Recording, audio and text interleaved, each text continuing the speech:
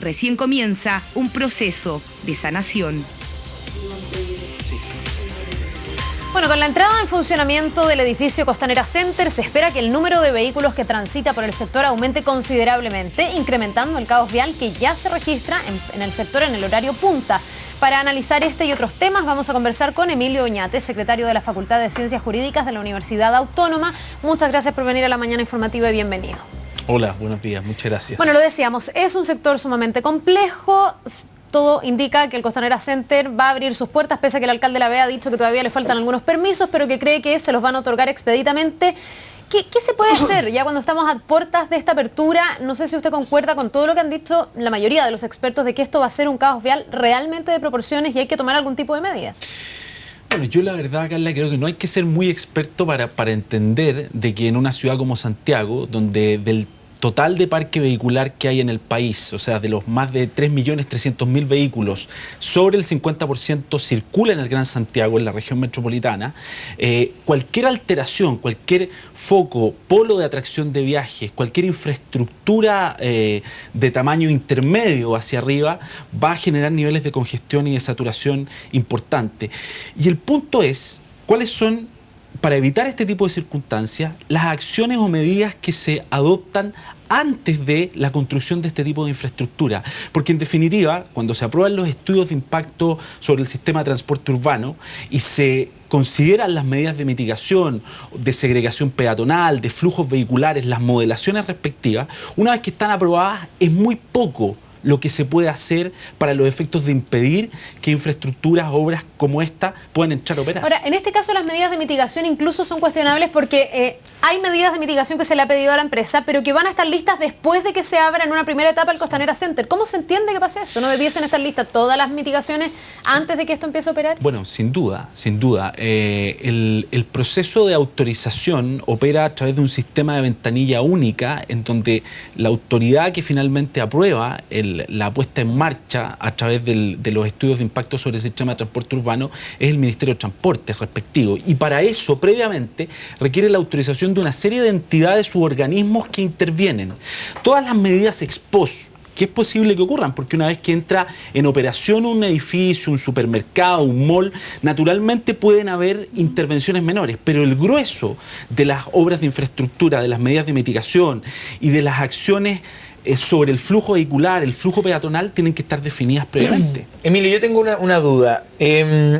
A ver, estamos hablando de una ley, de una disposición, de un cuerpo jurídico demasiado flexible y que permite que finalmente tengamos situaciones como la del Costanera Center en términos de medidas de mitigación débiles y que llegan tarde, o tenemos autoridades que pasaron por sobre la ley o indolencia respecto a la disposición y el cuerpo jurídico que tenemos hoy día. Yo creo que ¿Dónde está el fondo de aquí? Sí, yo creo que definitivamente hay que hacer una revisión mucho más exhaustiva de los cuerpos normativos, técnicos, que permiten la construcción de obras de infraestructura. Miren, estamos viendo el Costanera Center, pero pensemos en lo que está pasando en el mall de Castro, o en general cuando se planifican las ciudades, o cuando se generan nuevos asentamientos urbanos, o se construyen supermercados.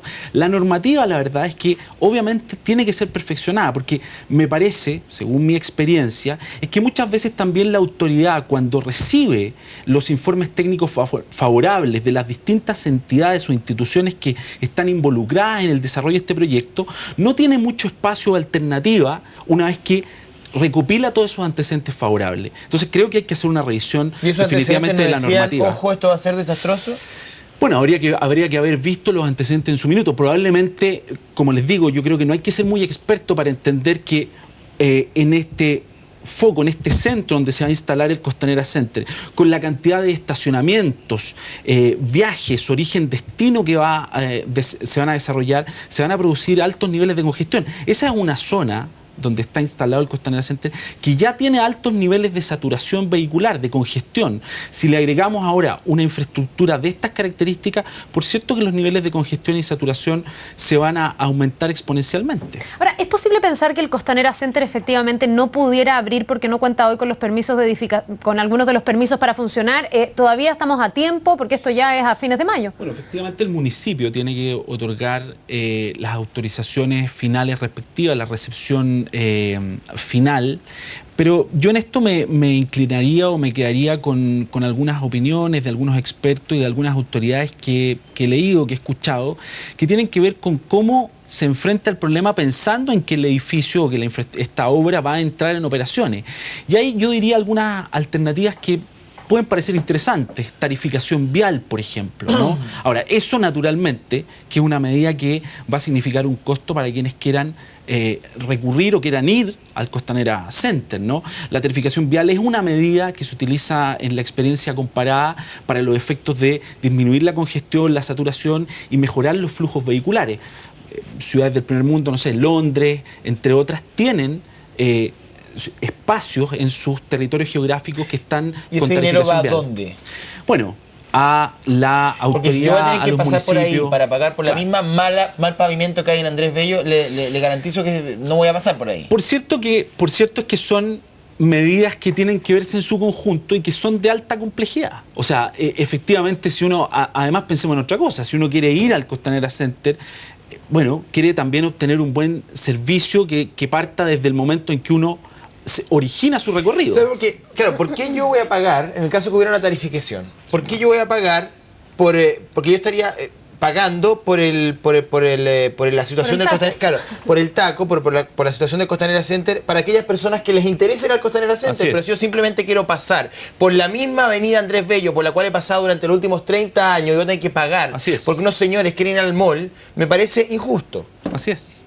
Así es. Hay expertos que dicen que lo que se debió haber hecho aquí es hacer definitivamente peatonal toda el área que está circundando al Costanera Center. ¿Eso era viable? ¿Era posible? ¿Por qué no se pensó de esa manera cuando vemos que va a generar este caos no solo para los que transitan, para los que entren al Costanera Center? Hay proyecciones que dicen que uno se podría demorar 1 hora de salir solo del estacionamiento del mismo recinto, cosa que es una locura. O sea, a mí la verdad que lo que me parece increíble es, por ejemplo, la magnitud. Yo no tengo el dato exacto de estacionamientos que va a tener esta infraestructura, pero la verdad es que pensar en la cantidad de vehículos estacionados que van a llegar ahí, la salida fácilmente 1 hora. Ahora, la peatonalización de las vías, de las infraestructuras, sí, es una alternativa, que en su minuto se puede haber estudiado. Yo les insisto, no conozco en detalle las consideraciones que se tuvieron en vista para autorizar este proyecto, pero lo que es claro es que cualquier infraestructura que se genere de esta magnitud, saturación, congestión de vías va a generar. Hay aspectos relacionados con la seguridad vial también que son súper relevantes y que en general en la construcción de este tipo de obras muchas veces no se consideran. ¿Cómo va a ser la segregación peatonal, la segregación entre peatones y vehículos, la sincronización de los semáforos, la capacidad operacional que tengan las vías para recibir la gran cantidad de vehículos que van a llegar y que van a salir de ese punto? Entonces, evidentemente que es un tema muy complejo. La experiencia comparada muestra que para disminuir o para desincentivar el uso del automóvil, en las ciudades lo que tiene que hacerse es tener un transporte público de calidad, una red de metro, un transporte público de superficie de calidad. Pareciera ser que hoy no estamos en esa situación, no sé si en el metro, porque el metro está bastante bien, pero en las micros Pero no. claramente en Chile todavía estamos en déficit en eso. Hay cosas prácticas, o sea, yo me voy a comprar un sofá. Me voy a comprar un sofá al Costanera Center. ¿Cómo lo saco en un lugar peatonal? O un refrigerador o una cocina, por ejemplo. Cosas prácticas. De sentido común. De sentido común. Entonces, la pregunta que uno le cabe es, ¿debería haber habido ahí un mall de esas características? A priori, con los primeros antecedentes, si me preguntas a mí, creo que no. Creo que no. ¿Y qué hacemos ahora que ya está? Porque en el fondo pareciera ser que, bueno, que uno dice, no, que la ley es blanda, no sé qué, y todos quienes se van a ver afectados van a tener que aguantarlo solamente. Mira, de hecho, a propósito de la pregunta, si tú ves muchas ciudades, la experiencia comparada, los malls, las grandes infraestructuras, los centros comerciales, generalmente están en las zonas periféricas de la ciudad, ¿no? Aquí esta obra está instalada en el corazón de un sector que une Providencia, que genera conectividad para otras comunas de la zona oriente. Y que ya está colapsado. Y que ya tiene altos niveles de congestión. Que, como te digo, si solamente basta mirar las cifras de la Asociación Nacional Automotriz, ¿no? El año pasado, el año 2011, solamente al país ingresaron más de 300.000 vehículos nuevos con un parque superior ya a los 3 millones de vehículos.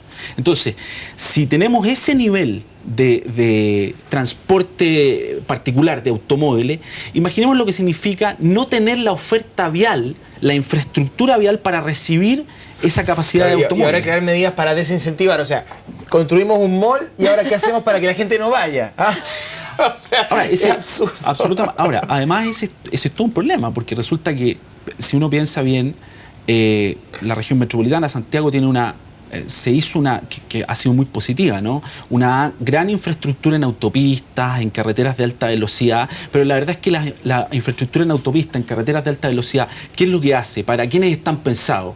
Para los automovilistas, fundamentalmente para los automovilistas, no para el transporte público. Entonces, claro, tenemos una red concesionada de autopistas de infraestructura que sin duda en Latinoamérica es de lo mejor que hay, pero eso incentiva el uso del automóvil particular, al revés de lo que todas las políticas de transporte y de tránsito apuntan, que es incentivar el uso del transporte público. Bueno, por eso es que creo que la gente que no vaya al Costanera Center. Que básicamente yo siento que las medidas que se están no se buscando de mucho. mitigación van en esa dirección, es decir, no venga o venga lo menos posible. Entonces, pongamos una tarifa, cerremos para que no pueda entrar en auto.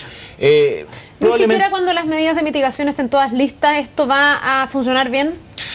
Mire, probablemente hay acciones, buses de acercamiento se podrán generar. Pero eso también genera congestión, sin ¿no? duda. No, si aquí, dada la magnitud del proyecto, Carla, a mí me parece, y le insisto, no hay que ser muy experto, haber tenido alguna experiencia en el sector transporte o infraestructura, para saber que una obra de esta magnitud va a generar niveles de congestión. Emilio, ¿y a quién diablos uno le pasa la cuenta de esto? Justamente estaba pensando en esa pregunta.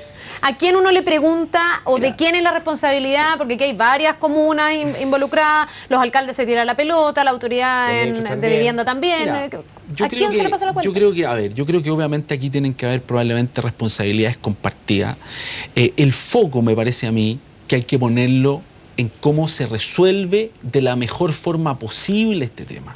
Porque, claro, uno escucha de repente voces que dicen, bueno, mira, esto va a generar empleo, va a ser un símbolo en Latinoamérica respecto a Chile. Claro, pero el punto es que desde la perspectiva del tránsito, del flujo vehicular, de la calidad de vida de los santiaguinos, esto va a afectar su calidad de vida. Yo sí creo que el énfasis y el foco hay que ponerlo en cómo se adoptan medidas. Entiendo que el Ministerio de Transporte, a través de la Secretaría Interministerial de Planificación del Transporte, la SECTRA, que tiene mucho que decir en esto y que probablemente está desarrollando las modelaciones respectivas, están analizando medidas para resolver este tema. Pero de que va a ser un tema de alta complejidad, sin duda, sin duda. Sonamos. Gracias, Emilio. Muchas gracias a ustedes. Que estés muy bien. Buenos días. Buenos días.